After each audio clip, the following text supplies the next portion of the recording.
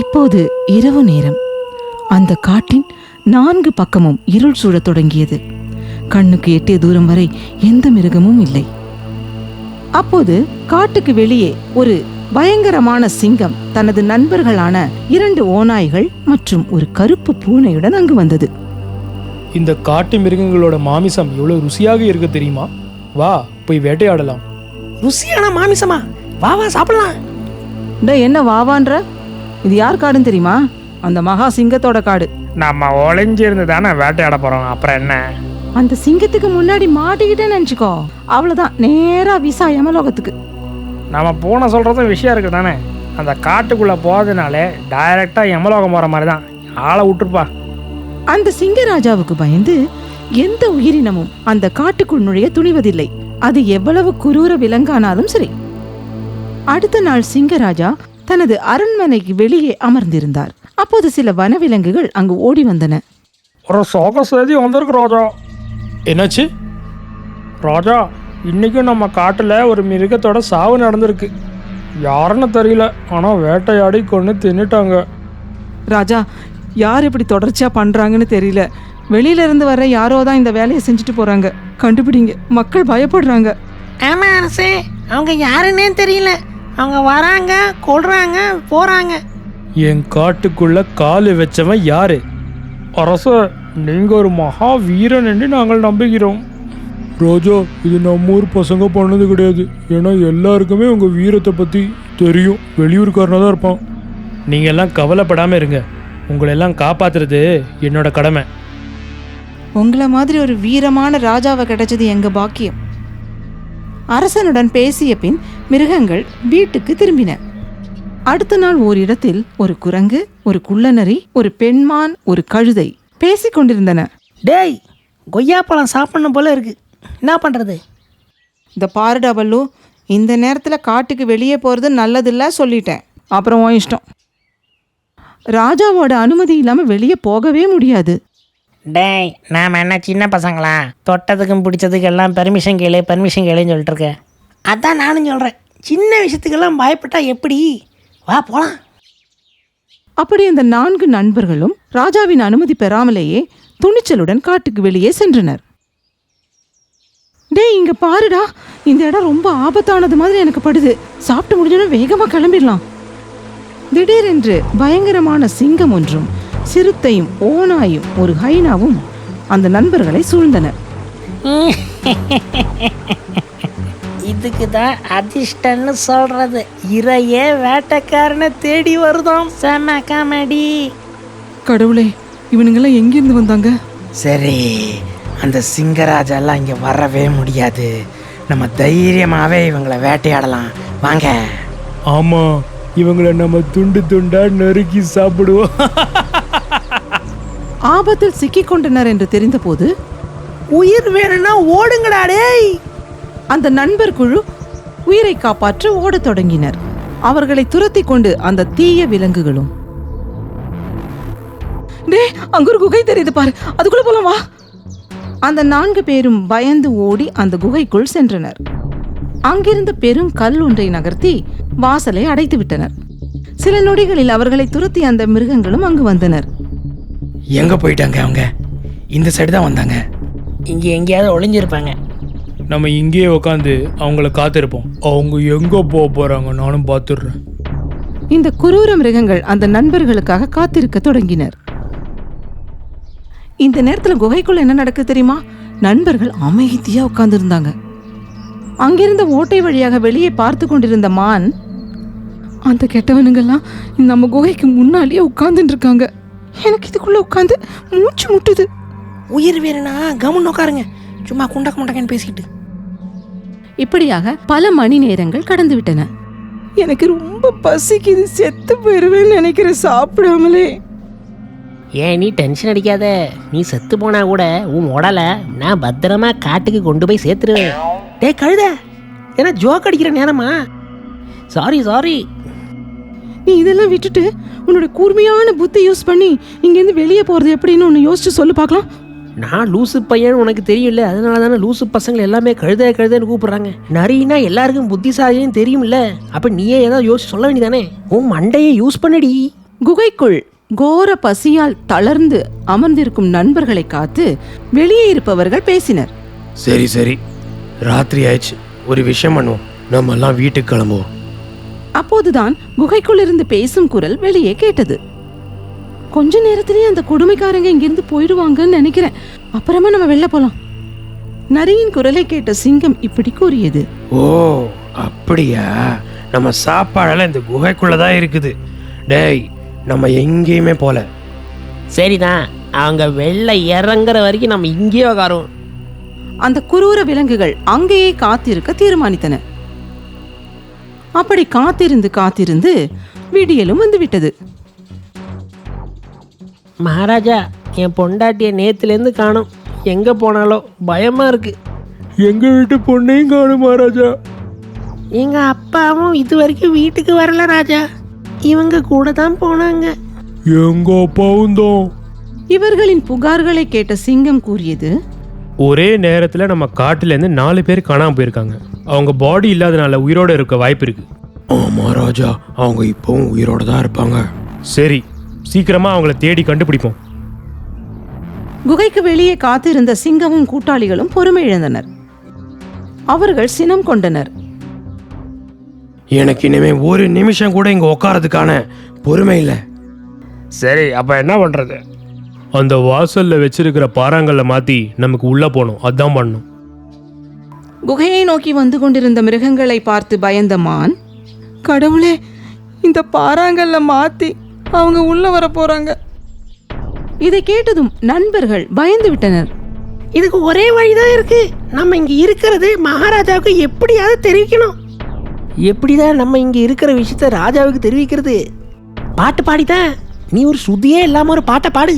சிங்கராஜா அது கேட்டா உடனே இங்க ஓடி வந்துருவாரு. இதை கேட்டதும் கழுதை ஸ்ருதியற்று பாடத் தொடங்கியது.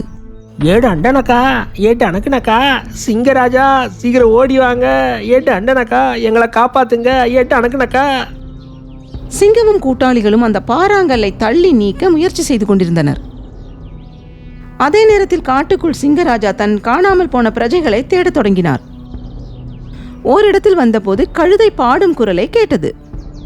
சிங்கராஜா சீக்கிரம் ஓடி வாங்க, ஏட்டு அண்டனக்கா எங்களை காப்பாத்துங்க, ஏட்டு அணக்குனக்கா. டேய், இது நம்ம கழுதராகம் தானே? அவன் தான் பாடுறான் இத. ஆமா ராஜா, இந்த பக்கத்துல இருந்து அந்த சத்தம் வருது. அவர்கள் கழுதையின் குரல் கேட்ட திசையை நோக்கி நகர்ந்தனர். அங்கு சில மிருகங்கள் குகைக்கு முன் ஒரு கல்லை நீக்கி கொண்டிருப்பதை பார்த்தனர்.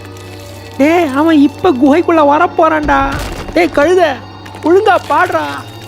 சிங்கராஜா சீக்கிரம் ஓடி வாங்க, ஏட்டு அண்டனக்கா எங்களை காப்பாத்துங்க, ஏட்டு அணக்குனக்கா. சிங்கராஜா காப்பாத்துங்க.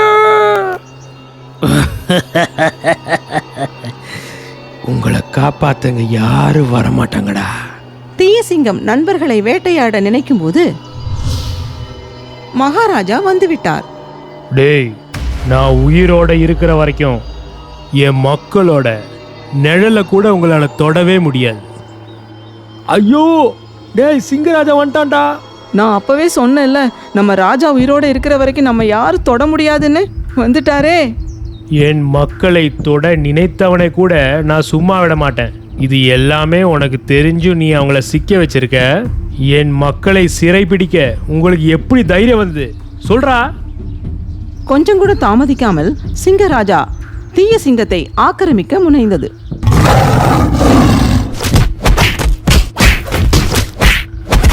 சில நிமிடங்களிலேயே ராஜாவின் தாக்குதலை தாங்க முடியாமல் தீய சிங்கம் செத்துவிட்டது.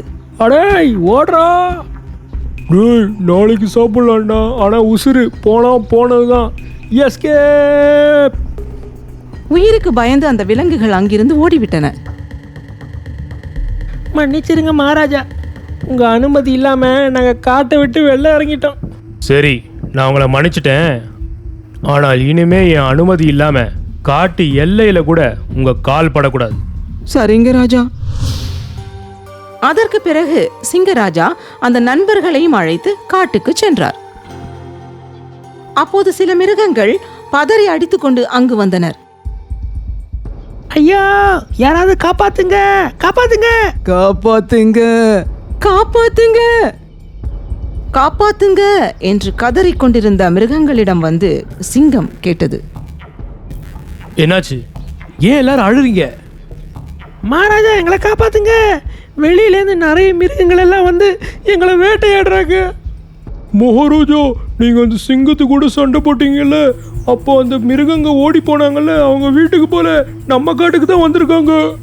ஆமா மகாராஜா, நீங்க வெளியே போன நேரத்துல பயங்கரமான சில மிருகங்கள் உள்ள வந்து எங்களை வேட்டையாட தொடங்கிட்டாங்க. அப்படியா? அவங்க இஷ்டப்படி உள்ள வந்தாங்க, ஆனா ஏன் இஷ்டப்படி தான் வெளில போவாங்க. தாமதிக்காமல் சிங்கமும் படையாளிகளும் தீய மிருகங்களிடம் சென்றனர். யாராவது இங்கிருந்து ஓடி போனோம்னு நினைச்சாங்க, அவங்க உயிரோட இருக்க மாட்டாங்க. கண் முன்னே சாவை கண்டு பயந்த அவை நடுங்க தொடங்கின. பண்ணிங்க மாதிரி கூட்டமா வந்து பயமுத்த பாக்குறியா? சிங்கம்னா சிங்களா மோதுரா கண்ணா. சிங்கம் சிங்களா தான் மோதும், ஆனா நீங்க 3 பேரும் பண்ணிங்க மாதிரி கூட்டத்தோட வாங்க. அரசன் பேசியதை கேட்ட விலங்குகள் மகிழ்ந்தனர். டாய், நம்ம 3 பேரும் சேர்ந்து இந்த சிங்கத்தை போட்டு தள்ளுறோம். முடிவு பண்ணிட்டோம்ல, போட்டு தாக்க வேண்டியதான்.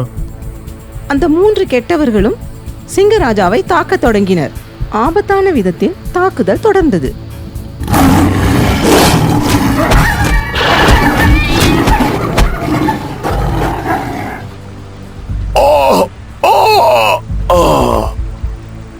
ஒரே நேரத்தில் 3 பேரின் ஆபத்தான தாக்குதலில் தாக்கு பிடிக்க முடியாமல் சிங்கம் இறந்துவிட்டது. இதயம் நொறுங்கும் இக்காட்சியை கண்ட விலங்குகள் கதறி அழுதனர். ஐயோ, நம்ம சிங்கராஜா இறந்துட்டாரு. ஐயோ மகாராஜா, எங்களை விட்டு இப்படி போயிட்டீங்களே.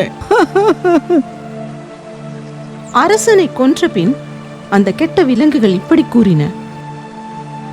உங்க ராஜா ஒரே அடியா பரலோகத்துக்கு போயிட்டாரு. உங்களுக்கு வாழணும்னா நம்ம அண்ணன் சீட்டாவை உங்க ராஜாவா ஏத்துக்குங்க. ஏன்னா மட்டும் ராஜாவா நீங்க ஏத்துக்கலன்னு வச்சுக்கங்க, எல்லாரோடையும் சங்கர்த்துருவேன். ஐயோ கடவுளே, நீ ஏதாவது அற்புதம் பண்ணு, எங்க ராஜாவை உயிர் கொடு. எங்க ராஜா சாகவே மாட்டாரு. ராஜா எழுந்திருங்க, மகாராஜா கண்ணு தருங்க. உங்க ராஜாவை தெருநாயை அடிச்சு கொல்ற மாதிரி நாங்க 3 பேரும் கொண்டோம். இதோ படுகிறாரு பாரு உங்க ராஜா. காட்டு மக்கள் இதயம் நொறுங்கி அழத் தொடங்கினர். அழுது கொண்டிருந்த கரடியை நோக்கி ஓநாய் பாய்ந்தது.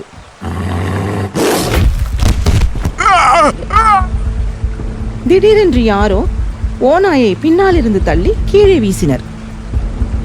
எல்லோரும் திரும்பி பார்த்தனர். ஆமாம், அங்கு நின்று கொண்டிருந்தவர் மகாராஜா. சிங்கராஜா உயிரோட தான் இருக்கான்.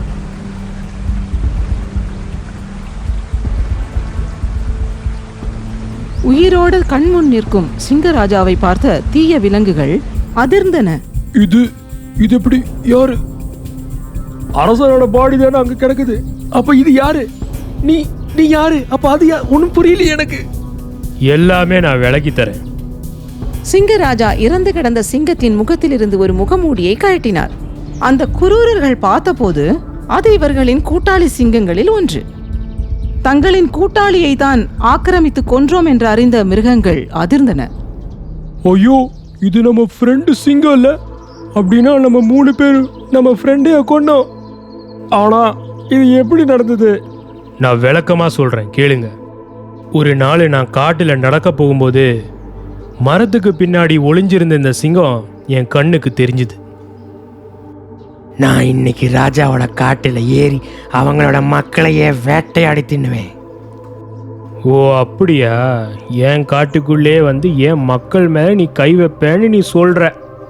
அப்போதே சிங்கராஜா அவனை ஆக்கிரமித்து சிறைப்பிடித்தார்.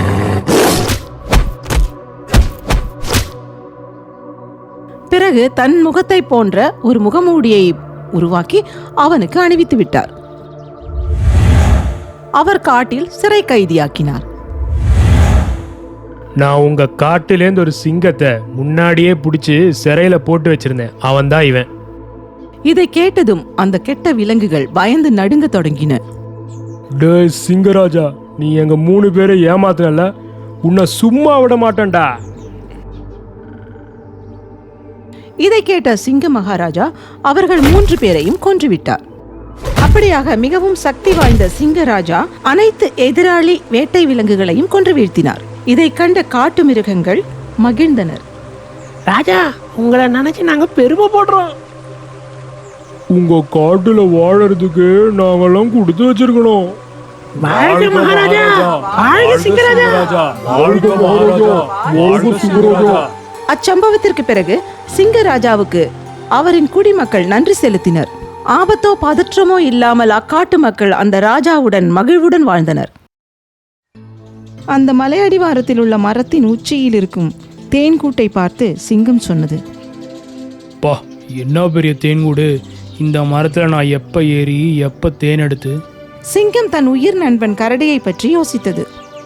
என் நண்பன் கரடிக்கு நான் தேன் கொடுக்கலன்னா அவன் சத்து போயிடுவான். சிங்கராஜாவுக்கு தான் மரம் ஏறவே வராதே. அப்படி சோகமா இருக்கும்போது தான் நம்ம பல்லு குரங்கன் அந்த வழியா வந்தது. வணக்கம் சிங்கராஜா, என்ன எங்க குரங்கு ஏரியாக்கள் வந்திருக்கீங்க? நான் என் நண்பன் கரடியோட உயிர் காப்பாத்துக்கு தான் இங்கே வந்தேன். பல்லு, எனக்கு ஒரு உதவி பண்ணுறியா? அட, எங்க ராஜாவுக்காக நான் பண்ணாம இருப்பேனா? சொல்லுங்க ராஜா, உங்களுக்கு என்ன வேணும்?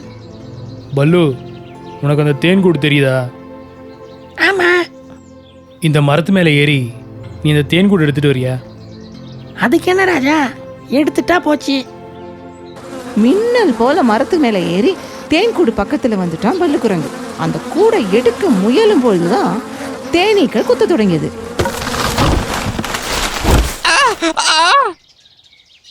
பல்லு, என்னாச்சு? இல்ல, ஒன்றும் இல்லை. தேனீ கொட்டுகளை பொறுத்து கொண்டு பல்லு குரங்கு தேன்கூடுடன் கீழே வந்தது. தோ நீங்க கேட்டது. உன் கையில் என்னாச்சு? தேனி கொட்டிச்சு மகாராஜா. என்னை மன்னிச்சிரு பல்லு, என்னால் தானே உனக்கு இப்படி நடந்தது. பரவாயில்ல, அதெல்லாம் ஒன்றும் இல்லை ராஜா. நம்ம கரடியோட உயிரை காப்பாத்துறதுக்கு தான் இந்த தேன் தேவைப்பட்டது. அதுக்கு தான் நான் உங்ககிட்ட கேட்டேன். ஆனால் நீ அந்த வலியை பொறுத்துக்கிட்டு நான் கேட்டது செஞ்சு கொடுத்தேன். உனக்கு நன்றி. உனக்கு எப்போதாவது உதவி தேவைப்பட்டா மறக்காம என்னை வந்து பாரு. தேன்கூட்டுடன் சிங்கராஜா கரடியிடம் சென்றது. கரடி, நீ கேட்டதை நான் கொண்டு வந்திருக்கேன். அந்த மலையில இருக்கிற சுத்தமான தேன் நான் எடுத்துட்டு வந்திருக்கேன். இந்த குடிடா. நீங்க தேன் கொண்டு வந்ததுக்கு நன்றி ராஜா. நீங்க என் நேரம் முடிஞ்சு வந்துட்டீங்களோன்னு நினைக்கிறேன். நீ அப்படியெல்லாம் சொல்லாத. நீ முதல்ல இந்த தேனை குடி. கஷ்டப்பட்டு கொண்டு வந்த தேனை குடித்தும் நண்பன் கரடியின் உயிரை சிங்கத்தால் காப்பாற்ற முடியவில்லை. கண்ணு துறடா, கண்ணு துற. கண்ணு தொற கரடி. என்ன பாரு கரடி, கண்ணு துற. என்ன பாருடா நண்பா. இந்த அளவிற்கு அன்பும் பராமரிப்பும் சிகிச்சையும் இருந்தும் கரடி இறந்து விட்டது. என்ன மன்னிச்சிருடா, என்னால உன்னை காப்பாற்ற முடியல. கரடியின் மரணம் எல்லோருக்கும் துயரத்தை தந்தது. தினங்கள் பல கடந்து போயின. ஒரு நாள் ஒரு இடத்தில் அமர்ந்து விலங்குகள் பேசிக் கொண்டிருந்தன. சிங்கராஜா கரடியை காப்பாத்துறதுக்கு ரொம்ப முயற்சி பண்ணாரு. ஆனா பாவம், ஒன்றும் நடக்கல. ஆமாமா, எவ்வளவு நல்ல ராஜாவை நமக்கு கிடைச்சிருக்கு இல்லையா? நம்மள கண்ணும் கருத்துமா பாத்துக்கிறாரு. சரிதான், நாம என்ன திரும்ப கொடுக்க போறோம்? சரிதான், நம்ம ராஜாக்காக என்ன பண்ணலாம்? ராஜா இன்னும் கல்யாணம் பண்ணிக்கவே இல்லை. நாம் அவருக்கு நல்ல ஒரு வரம் பார்த்தா என்ன? இந்த ஐடியாலாம் நல்லா தான் இருக்கு. ஆனா சிங்கராஜா ஒத்துப்பாரா இல்லையா? அப்படின்னா ஒரு விஷயம் பண்ணலாம். டக்குன்னு ராஜா கிட்ட போய் டைரக்டா கேட்டலாம். வருடங்களாகவே சிங்கராஜா குகையில் தனியாக தான் வாழ்ந்து கொண்டிருக்கிறார். அடுத்த நாள் விலங்குகள் நல்ல முடிவுடன் ராஜாவிடம் சென்றனர். வாழ்க எங்க மகாராஜா. என்னப்பா எல்லாரும் வந்திருக்கீங்க, சொல்லுங்க என்ன விஷயம்? மகாராஜா, உங்களை பத்தி தான் நாங்கெல்லாம் யோசிச்சுட்டு இருந்தோம். என்ன பத்தியா? ஆமா ராஜா, நாங்கெல்லாம் நீங்க எப்ப கல்யாணம் பண்ணுவீங்கன்னு யோசிச்சுட்டு இருந்தோம். ஆமாம், மகாராஜா திருமணம் செய்து கொள்ள வேண்டும். என்னது, கல்யாணமா? ஐயோ, வேண்டாம் வேண்டாம் வேண்டாம். அப்போது ராஜாவுக்கு தேன்கூடு எடுத்து கொடுத்து உதவிய குரங்கு அங்கு வந்தது. மகாராஜா வாழ்க. டே பல்லு, நீயா? வா வா. எல்லார்கிட்டே சொல்றேன், பல்லு எனக்கு ரொம்ப வேண்டப்பட்டவன். அவன் என்னை ரொம்ப ஹெல்ப் பண்ணியிருக்கான். வேண்டப்பட்டவனா? இன்னையிலேருந்து பல்லு நம்மளோட சிறப்பு விருந்தினர். அப்படியா? ரொம்ப நல்லது. சொல்லுடா பல்லு, என்ன இந்த பக்கம்லாம்? மகாராஜா, நான் என்ன சொல்ல, என் ஏரியாவை விட்டு என்னை துரத்தி விட்டுட்டாங்க. எதுக்கு? எங்கள் ஏரியாவில் ஒரு நாய் ஒரு கோழி குஞ்சை தின்னுச்சு. அதுக்கு நியாயம் கேட்க போனேன் நான். ஆனால் அவங்க எல்லாம் சேர்ந்து என்னை துரத்திட்டாங்க. கலி காலண்டா இதெல்லாம். சரி, கவலைப்படாத. நீ ஒரு விஷயம் பண்ணு, என் கூட தங்கிக்கோ. அப்போது சிங்கம் தனது குகைக்கு அருகில் ஒரு சிறிய வீட்டை குரங்குக்கு கொடுத்தது. உங்ககிட்ட நன்றி சொல்ல வார்த்தைகளே இல்லை. நன்றி சொல்ல தேவையெல்லாம் இல்லை. எனக்கு தேவைப்பட்ட போது நீ உதவினல்ல, அதே மாதிரி நான் உனக்கு உதவுறேன். நாட்கள் பல கடந்து போயின. ஒரு நாள் பல்லு குரங்கு தன் வீட்டு வாசலில் உட்கார்ந்திருந்தான். அப்போது யானை கொஞ்சம் பழங்களுடன் அங்கு வந்தது. பல்லு, இது சாப்பிட்டு பாறேன். இந்த பழம் ராஜா கொடுத்து அனுப்புனது, ரொம்ப ருசியா இருக்கும். பல்லு, உனக்கு வேற ஏதாவது பிரச்சனை இருந்துன்னு வச்சுக்கேன், டைரக்டா ராஜா கிட்டவே சொல்ல சொல்லியிருக்காரு. மகாராஜா ஒரு வார்த்தை சொன்னதுனால எவ்வளோ பெரிய மிருகங்கள் எல்லாம் என்கிட்ட வந்து பேசுகிறாங்க. இந்த மக்களுக்கு ராஜா மேலே ரொம்ப அன்பும் மரியாதையும் இருக்குது. எனக்கு இது மாதிரி ஒரு வாழ்க்கை கிடைச்சிருந்தா. மகாராஜாவின் கட்டளைப்படி அக்காட்டு விலங்குகள் பல்லு குரங்கிற்கு சேவை செய்தன. ஒரு நாள் பல்லு குரங்கு காட்டுக்கு வெளியே ஒரு மரத்தின் உச்சியில் அமர்ந்து நண்பனுடன் பேசிக் கொண்டிருந்தான். எதுக்கடா கூப்பிட்டேன்? எனக்கு மரத்தில் ஏறி ஏறி வாழ்க்கையே வெறுத்து போச்சு. எனக்கு ஒரு ராஜாவாகணும். உன்னை ஏன்டா ராஜாவாக்க போகிறேன்? சிங்கராஜா இறந்துட்டேன்னா அப்புறம் நான் தான்டா ராஜா. அதுக்கு சிங்கத்தை யாருடா கொல்லுவான்? யாரு கொல்லுவானா? நாம தான் கொல்லுவோம். அவனை போட்டு தள்ளின பிறகு நான் ராஜா, நீ மந்திரி. சரி, அவனை எப்படி கொல்லுவான்? அவன் சாப்பாடில் விஷத்தை கலக்கணும். விஷத்தை எல்லாம் நான் ஏற்கனவே வாங்கி வச்சிருக்கேன். சரி சரி. அப்படி குரங்குகள் சிங்கராஜாவை கொல்ல திட்டம் தீட்டினர். ஆனால் ஒரு பெண்மான் அந்த மரத்தின் கீழே நின்று அனைத்தையும் கேட்டுவிட்டது. அப்படியா கதை? ராஜாவை கொல்றதுக்கு திட்டம் போடுறீங்களா? இப்பவே போய் ராஜா கிட்ட சொல்றேன். ஓடி சென்ற மான் சிங்கத்திடம் அனைத்தையும் கூறியது. மகாராஜா, நீங்க பெரிய ஆபத்துல இருக்கீங்க. ஆபத்தா? எனக்கா? உங்க நண்பன் பல்லு குரங்க இருக்காங்கல்ல. நீ என்ன சொல்ல வர? என்ன நம்புங்க ராஜா, நான் சொல்றதெல்லாம் உண்மை. அது பல்லுவும் அவன் ஃப்ரெண்டும் சேர்ந்து உங்களை கொல்றதுக்கு திட்டம் போட்டுட்டு இருக்காங்க. பல்லுவை பத்தி எனக்கு ரொம்ப நல்லா தெரியும். அவன் அப்படி செய்யவே மாட்டான். சத்தியமா சொல்றேன் ராஜா, அவன் ஒரு துரோகி. சும்மா உளராத. கடுப்பேத்துற மாதிரி பேசின கொன்றுவேன். ராஜா, நான் சொல்றத நம்புங்க. அவங்க பேசுறத நான் என் கண்ணால பார்த்தேன், கேட்டேன். ஏ மானே, எங்களோட நட்பு நிறைய பேருக்கு வயிற்றுச்சல கொட்டுதுன்னு எனக்கு நல்லாவே தெரியும். நீயும் அதுல ஒருத்தின்னு எனக்கு நல்லா தெரியும். உன் பேச்செல்லாம் நான் கேட்க மாட்டேன். கிளம்புங்க. இது பெண்மான் பயந்து ஓடிய பின் சிறிது நேரத்திலேயே குரங்கு ராஜாவிடம் வந்தான். சாப்பிட்டீங்களா ராஜா? நீ எங்கேருந்து வர? நான் சும்மா சுத்திக்கிட்டு இருந்தேன். சரி சரி, ராத்திரி ஆயிடுச்சு, நீ போய் தூங்கு. அடுத்த நாள் விடிந்தது. பா, காத்தாலே சம பசி. சரி, வேட்டையாடி பார்ப்போம். இறை தேடி வெளியே சென்ற சிங்கத்திற்கு ஒன்றும் கிடைக்கவில்லை. சாப்பிட்றதுக்கு ஒன்றுமே காணுமே. பசியால் தலை வலிக்குது. உணவை தேடி அலைந்த சிங்கம் காட்டின் எல்லைக்கே வந்துவிட்டது. அப்போது அங்கு அந்த பெண்மான் வந்தது. நீயா? ராஜா, நான் சொல்றத கொஞ்சம் நம்புங்க. அந்த குரங்கு உங்களுக்கு விஷம் சேர்த்த பழத்தை தரப்போகுது. ஏ மானே, ஏற்கனவே நான் பசியால் கடுப்பாக இருக்கேன். நீ தேவையில்லாத வளர்ன உன்னையே கொண்டு சாப்பிட்ருவேன், புரிஞ்சுதா? நான் சொல்றத நம்புங்க ராஜா, அவன் உங்களை கொல்றதுக்கு தான் திட்டம் போட்டிருக்கான். ஓ அப்படியா? அப்போ நீ தான் இன்னைக்கு எனக்கு சாப்பாடு. கோபம் கொண்ட சிங்கம் அந்த பெண்மானை கொல்ல பிடித்தது. கொன்னுடுங்க ராஜா, சாக போறேன்னா பொய் சொல்ல மாட்டேன். அந்த குரங்கு துரோகி தான், உங்களை விஷம் வச்சு கொன்னுடுவான். மரணிக்கும் தருவாயிலும் தான் பேசியதை மீண்டும் உறுதியாக சொன்ன மானை பார்த்த சிங்கம் யோசிக்க தொடங்கியது. சாக போறப்போ யாரும் பொய் சொல்ல மாட்டாங்க. இவ சொன்னது உண்மையா இருக்குமோ? இப்படி சிந்தித்த சிங்கராஜா மானை விடுவித்தது. அதற்கு பிறகு சாப்பிடாமலேயே குகைக்கு திரும்பியது. போர் அடிக்குது, பல்லு எங்கேன்னு பார்த்துட்டு வரேன். மகாராஜா குரங்கின் வீட்டிற்கு சென்றபோது அவன் அங்கே இல்லை. நிஜமாவே அவன் என்னை கொல்ல தான் பார்க்குறானா? அவ சொன்னது சரியா இருக்குமோ? ஆனால் அவன் எதுக்கு என்னை கொல்லணும்? அப்போது பல்லு குரங்கு கொஞ்சம் பழங்களுடன் அங்கு வந்தான். டே பல்லு, நீ எங்கடா போன?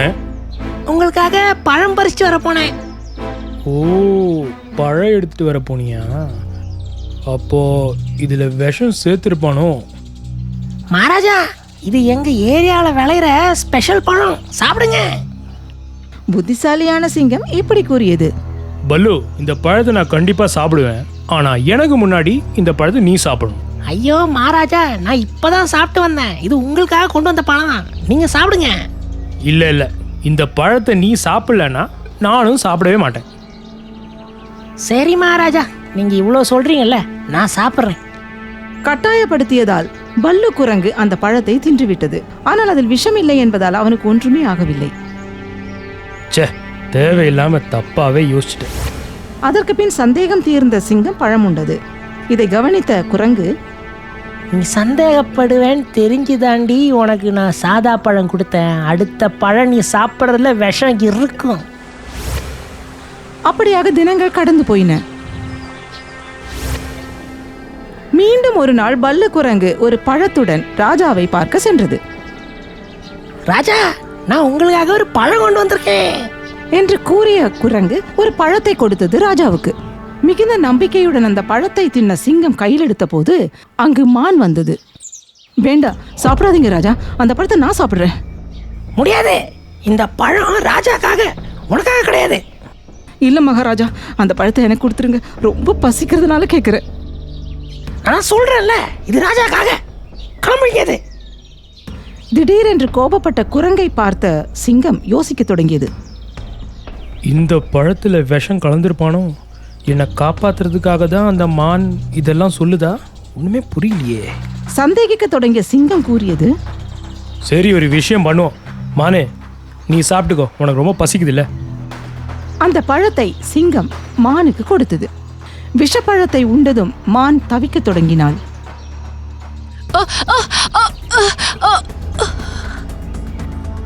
ராஜா, நான் அப்பவே சொன்னேன்ல, நம்பாத துரோகின்னு. இந்த பழத்துல விஷத்தை கலந்திருக்கா. இப்படி கூறிய பின் அந்த மான் துடித்து துடித்து இறந்தது. பல்லு, நல்லா இருக்குது உன் நடிப்பு. நீ கொடுத்த பழம் சாப்பிட்டு அந்த மான் பாவம் செத்து போயிருக்கு. மகாராஜா, என்ன சொல்றீங்க? நான் எதுக்கு விஷம் கலக்கணும்? அந்த மான் நீ ஒரு துரோகி, அவனை நம்பாதேன்னு எவ்வளவு கெஞ்சி சொல்லிச்சு தெரியுமா? நான் உன்னை நம்பினேன், அதனால அவ வார்த்தை கேட்கவே இல்லை. இப்பதான்டா புரியுது, நீ நண்ப இல்லடா, எதிரின்னு, ஒரு துரோகி. சிங்கராஜாவின் உரத்த குரலில் பேசிய பேச்சை கேட்டு விலங்குகள் அங்கு கூடின. யாரெங்கே இவனை நாக கயிற்றால் கட்டி உடைந்த படகில் ஏற்றி நதியின் ஆழத்தில் விட்டுவிடுங்கள், இது என்னோட உத்தரவு. பிறகு ராஜ கட்டளையின்படி பல்லு குரங்கை நாக கயிற்றால் கட்டி உடைந்த படகில் ஏற்றி இப்படி கூறினார்கள். டேய் துரோகி குரங்கு, இது உடைந்து போன தோணி, மெல்ல மெல்ல தண்ணி ஏறி மூழ்கி செத்துருடா.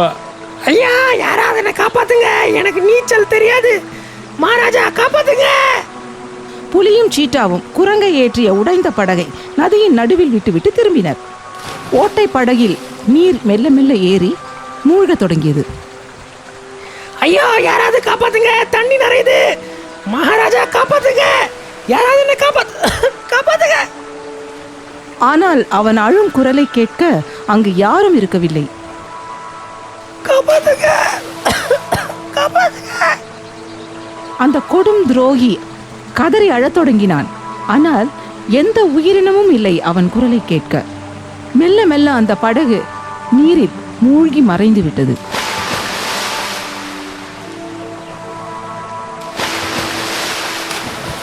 மீண்டும் அந்த நதி அழகாக அமைதியாக ஓடிக்கொண்டிருந்தது. அன்பும் இரக்கமும் கொண்ட சிங்கராஜா நியாயம் செய்து தன் காட்டு மக்களை காப்பாற்றியது. இச்சம்பவத்தால் விலங்குகள் மிகுந்த மகிழ்ச்சி அடைந்தனர்.